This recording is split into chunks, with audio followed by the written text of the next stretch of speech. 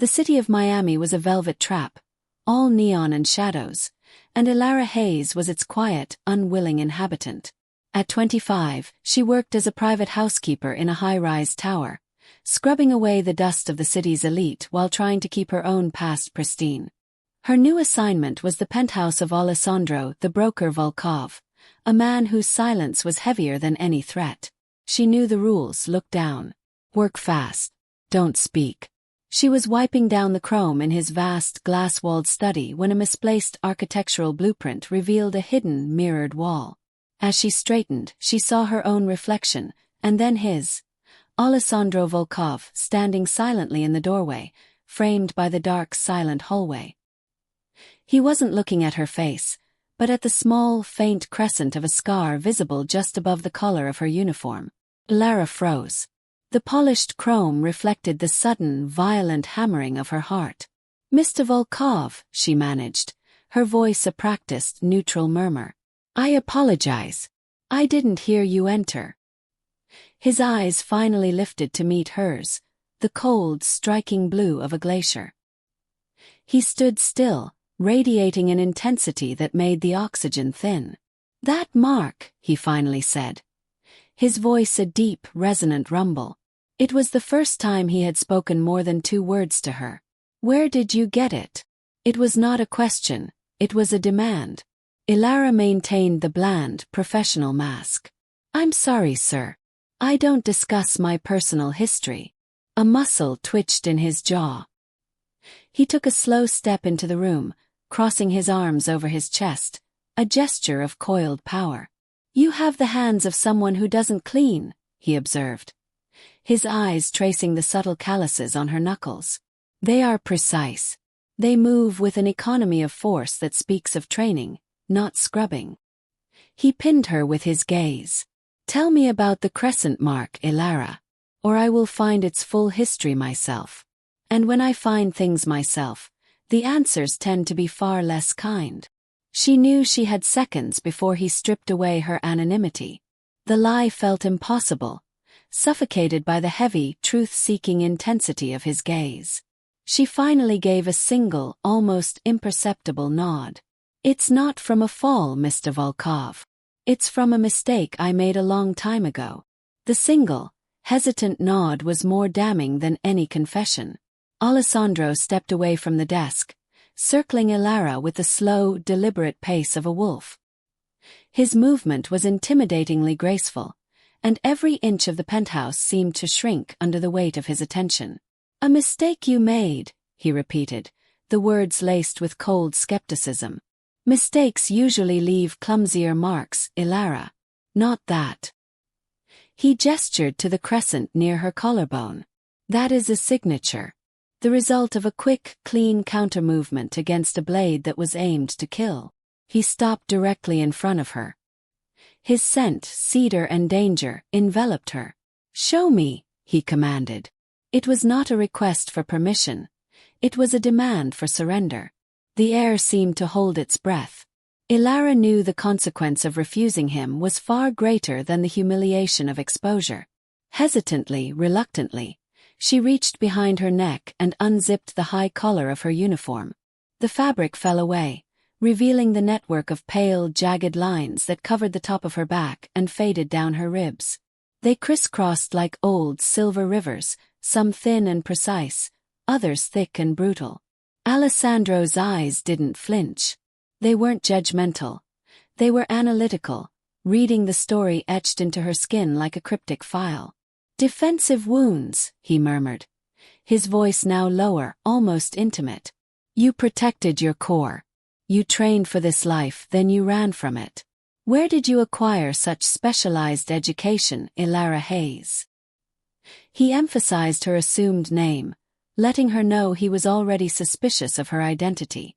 Elara pulled the uniform back up, the sudden coldness a shock after the brief exposure. "It doesn't matter, Mr. Volkov. It's over. I am just a cleaner now." A cold smile touched his lips. "Nothing is ever over, Elara. Especially not with scars like those. You are a weapon in hiding, and you were forged in the kind of fire I understand." He reached out, his long fingers brushing the skin near her collarbone, a touch that sent a jolt terrifying and electric through her system. "And that," he continued, his voice dropping to a possessive growl, "is precisely why you cannot leave. The kind of person who gave you these marks will always finish what they started. They won't care that you're a maid now. They will find you." Elara stumbled back a half step. "You don't understand. I am not a threat to you. I pose no danger. You are a threat to yourself," Alessandro countered, stepping closer again. His glacier blue eyes were burning now, filled with a grim, fierce conviction. "And you are too valuable to be collateral damage in the dirt. I saw the marks. I read the story. And now you belong to me." He lowered his head slightly. His proximity a threat and a promise rolled into one. "The scars are my proof of ownership, Elara. They are the price of your secrecy. You tried to bury this history, but now that I have found it, they belong to me now, and so do you." Elara felt the cold finality of his claim settle over her, tighter than any chain. It wasn't just physical possession he sought. It was control over her narrative, over her survival. She stared at Alessandro, searching for a loophole, a weakness in the formidable wall of his power. "You don't want a cleaner, Mr. Volkov," she challenged, finding unexpected strength in her fear. "You want an asset. I left that life. I will not be pulled back into violence, especially not for a man who runs an operation like yours." Alessandro didn't flinch at her accusation. He simply retrieved a sleek, black tablet from a nearby shelf and tapped the screen. The image that flashed up was a grainy photograph of a man with ice-blonde hair and a jagged burn scar running along his jaw. A man Elara recognized instantly, a man who had nearly ended her life 7 years prior. "This is Valerian Kirov," Alessandro stated, his voice devoid of emotion, yet heavy with intent. "He is Bratva, a freelance operative, known for his precision and his sadism. And he is in Miami." Elara felt the blood drain from her face. Kirov. He was the reason for the silver marks on her back, the man who had tracked her across 2 continents before she'd finally escaped. "Why are you showing me this?" she whispered, her voice tight with suppressed panic.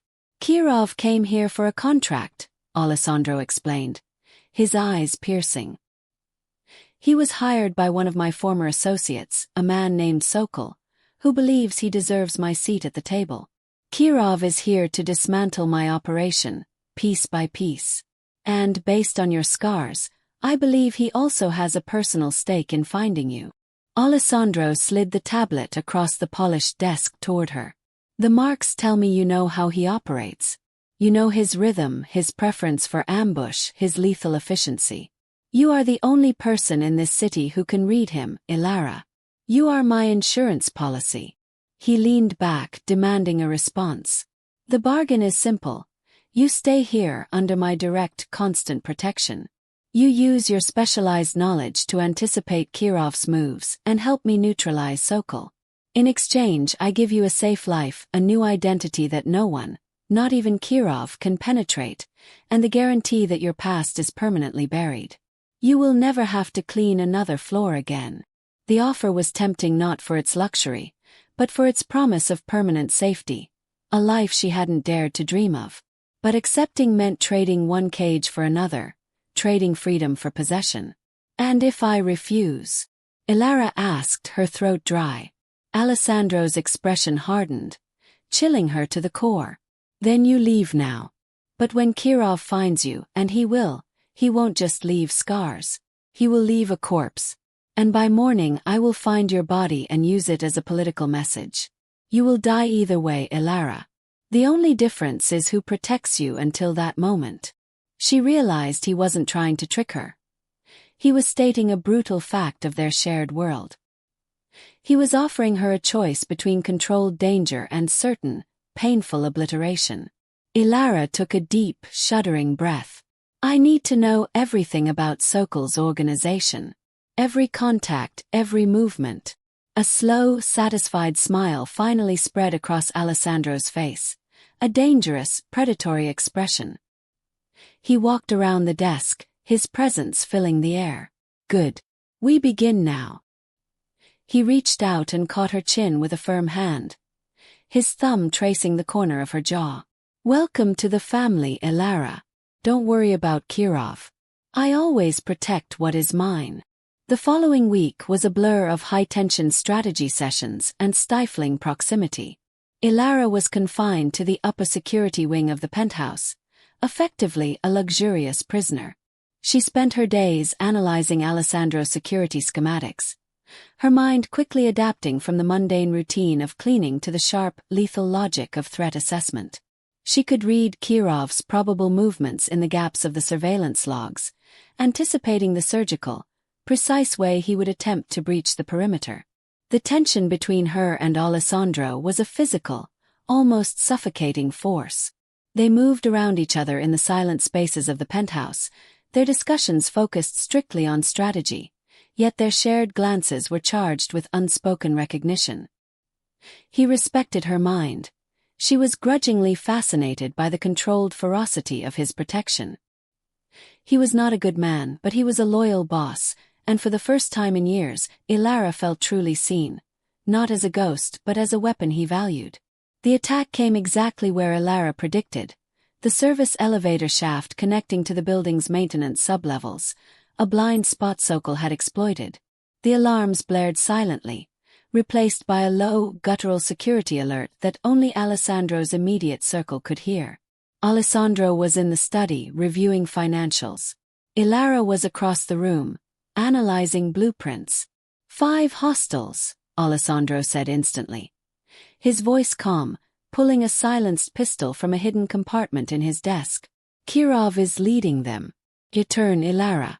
Where will they attempt entry? Elara's body moved before her mind registered the fear. The years of suppressing her training vanished under the adrenaline rush. The south ventilation shaft, 2 minutes. They won't try the armored door. They'll use the access point to the HVAC room. We have to meet them there. They moved as a single, devastating unit. Alessandro secured the main hallway while Elara, lighter and quicker, slipped into the ventilation room, her own small, familiar weapon, a high-caliber switchblade she'd always hidden in her boot, now firmly in her grip. She didn't hesitate. As Kirov and 2 men breached the maintenance corridor, expecting a clear shot into the study, Elara launched herself from the shadows. She didn't rely on brute force, but on the precise, fluid movements etched into her muscle memory, the same movements that had left her body etched with scars. She disabled the first man with a brutal, efficient strike to the knee, using the sudden noise as cover to engage Kirov. He recognized her immediately. His ice-blonde hair was matted with sweat, his eyes wide with surprise and a furious, terrifying possessiveness that matched Alessandro's own. "The little fugitive," Kirov hissed, lunging at her. "You always were a fast runner." The fighting was fast, silent, and brutal. Elara fought defensively, anticipating every ruthless, skilled move Kirov made. But Kirov was bigger, stronger, and driven by a personal vengeance that threatened to overwhelm her. He managed to disarm her, sending her switchblade skittering across the floor. It was in that moment of acute vulnerability, just as Kirov raised his blade for the finishing blow, that Alessandro appeared. He didn't fire, the risk of hitting Elara was too high. Instead, he slammed into Kirov with the full force of his body, tackling him through a drywall partition. The air exploded with sound as Alessandro's men arrived. Guns were fired, screams were cut short. Elara, disoriented but alive, watched Alessandro engage Kirov in a primal close-quarters brawl, a raw display of power far removed from his tailored suits and cool demeanor. When Alessandro finally subdued Kirov, pinning him beneath a broken metal strut, he didn't look at the villain. He looked straight at Elara, his chest heaving, his face streaked with dust and blood that wasn't his own. The protective ferocity in his eyes was blinding. He saw her, truly saw her, scars and all, as she stood in the center of the carnage, their unexpected lethal partner. "Are you hurt?" he demanded, his voice thick with unadulterated possessiveness. Elara shook her head, unable to speak, overwhelmed by the realization that she hadn't just survived the fight. She had fought for him. In saving his life, she had irrevocably sealed her own fate. The aftermath was silent, sterile, and swift. Alessandro's command structure was frighteningly efficient. The bodies were removed, the penthouse damage sealed, and Kirov, alive but incapacitated, was neutralized in a manner that guaranteed permanent silence. By the time the rising sun began to paint the Miami skyline gold, the violence was merely a ghost, confined to the bloodstains Elara had not yet been able to wash from her own hands. Alessandro found her in the master suite bathroom, sitting on the marble floor, rinsing the grime from her knuckles. He wasn't wearing his tailored suit. He was in simple black trousers, his chest bare, revealing the sculpted power beneath the elegant facade. The cut above his eyebrow was stark against his pale skin, a testament to the savagery of the night. He didn't speak but knelt before her, taking her hands gently in his. He washed away the last traces of powder and blood, his touch surprisingly careful. "The threat is gone," he stated, his voice quiet, rough with exhaustion. "Sokol is running, and Kirov will never bother you again. Your debt is paid, Elara." Elara looked into his eyes, seeing the raw, unmasked man behind the broker persona. "It was never a debt," she corrected softly. "It was self-preservation. He would have killed me anyway." Alessandro's thumb brushed over the silver crescent scar near her collarbone, now more prominent against the raw adrenaline flush of her skin. "I told you, Elara, your scars are mine. I claimed them and you fought for me. That is not an alliance. That is a bond forged in fire." He released her hands and stood, pulling her to her feet with a possessive strength that felt utterly unavoidable. He didn't just look at her. He absorbed her, his gaze sweeping over the defensive wounds she had just put to use. "You deserve better than the running, the hiding, the fear," he murmured, his hands cupping her face. "You deserve a king's protection, not a cleaner's anonymity." He lowered his head, pressing his lips to the oldest, largest scar on her shoulder blade, a silent kiss of reverence and ownership. The possessiveness was no longer terrifying, but profoundly grounding. She had traded one life of fear for a life of formidable, protected security, offered by the only man whose darkness matched her own. "I am the danger now," she whispered, leaning into his strength, accepting the trade. "We are the danger," Alessandro corrected, his mouth hovering just above hers. "And you, Elara, are mine. Every wound, every secret, every fierce, lethal instinct. All mine." His kiss was consuming, a confirmation, a promise, and a claim. It was the taste of power and redemption, the fierce, possessive love earned not through softness, but through shared survival. Weeks later, Elara stood on the penthouse terrace, watching the sunrise. She was no longer wearing the charcoal uniform.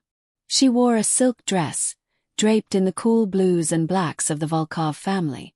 On her ring finger, a diamond flashed, a brutal, perfect cut that mirrored the sharpness of her own spirit. When Alessandro joined her, wrapping his arms around her waist, he kissed the back of her neck, his lips lingering near the crescent scar. "No more running," he murmured against her skin. Elara turned in his embrace, meeting his confident gaze with a fierce certainty that had been missing for years. "No," she confirmed. "We stand here. Together." Her scars were still there, the silver testament to her past, but now they were visible, owned, and fiercely protected. She hadn't erased her history. She had found the only man powerful enough to embrace her broken parts and make them his strength. The maid was gone. The boss's partner, the exiled soldier, had arrived.